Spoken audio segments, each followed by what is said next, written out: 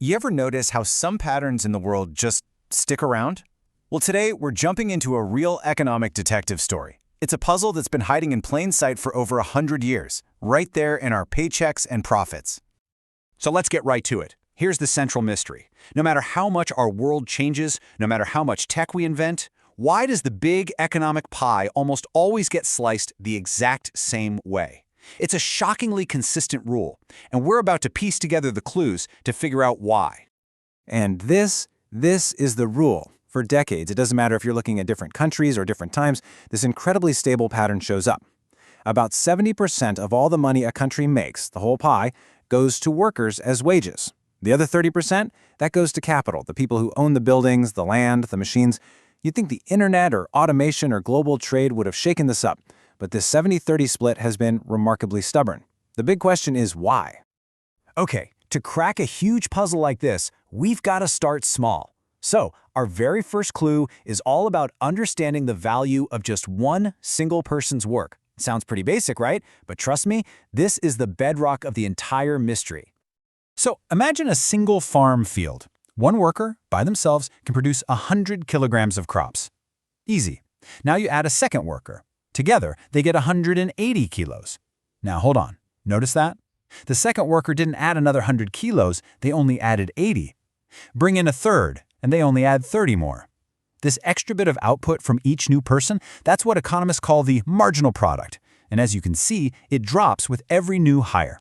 What we just witnessed there is one of the fundamental laws of economics, diminishing marginal returns. All it really means is that if you keep adding more of one thing, like workers, but keep everything else the same, like the size of the field, each new addition is going to contribute less and less. You know, it's kind of like having way too many cooks in one kitchen. Okay, so we've got our first clue. The more workers you add, the less each additional worker produces. But how in the world does that connect to our big 70-30 mystery?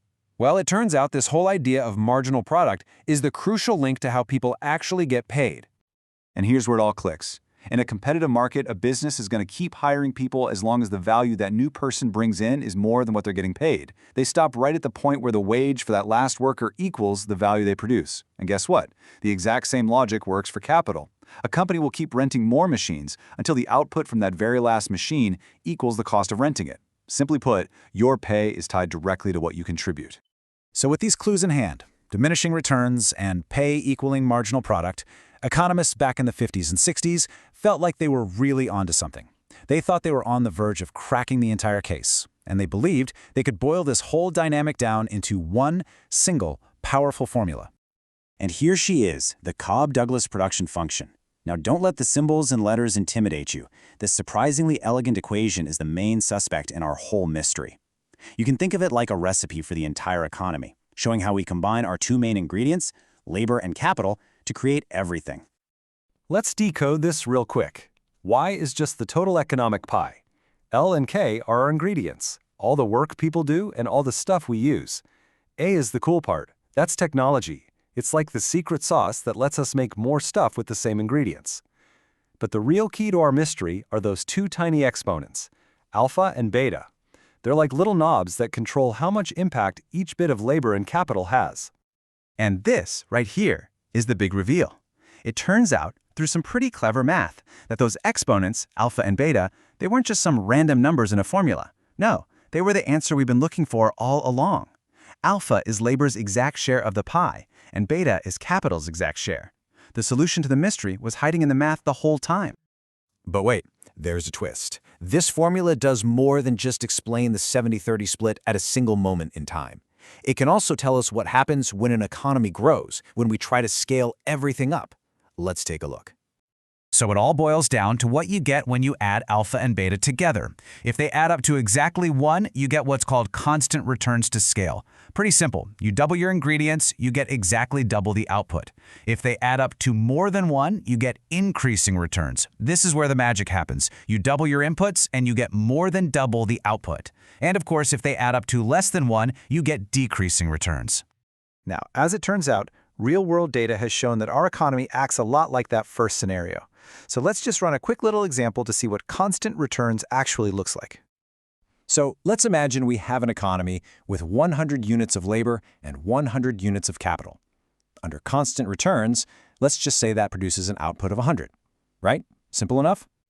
Okay, now we double everything. 200 units of labor, 200 units of capital. And what do we get? Boom! Our output exactly doubles to 200. The ratios stay the same. It's a predictable, stable world. But what if the world wasn't so predictable? Let's take a quick peek at an economy with increasing returns to scale, where alpha plus beta is greater than 1. This is where things can get pretty explosive. So using the exact same 100 units of labor and 100 units of capital, this more dynamic economy produces an output of 251. We're already getting a much bigger bang for our buck. But just watch what happens when we double the inputs here. We don't get 502, which would just be double. Oh no, we get 577. That's the incredible power of increasing returns. The whole becomes so much greater than the sum of its parts. But for the most part, our real world just doesn't seem to work this way on a massive scale. All right, let's bring it all home. We started this whole thing with a simple observation on a farm, and we ended up with an equation that describes the entire economy. I think it's time to officially close this case.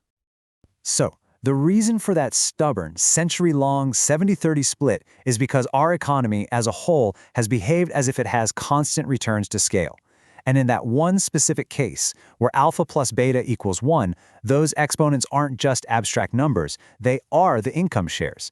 An alpha of 0.7 for labor and a beta of 0.3 for capital perfectly explains both how we make things and how we slice the pie. The formula solved the mystery. But I'll leave you with one final thought. Remember that A in the formula, the one for technology? It's always been this quiet background factor. But what happens to labor's 70% when A is no longer just a better tractor or a faster computer, but advanced AI that can start doing our thinking for us? Does that stable 70-30 split finally break? The case might be closed on the past century, but the next chapter is just getting started.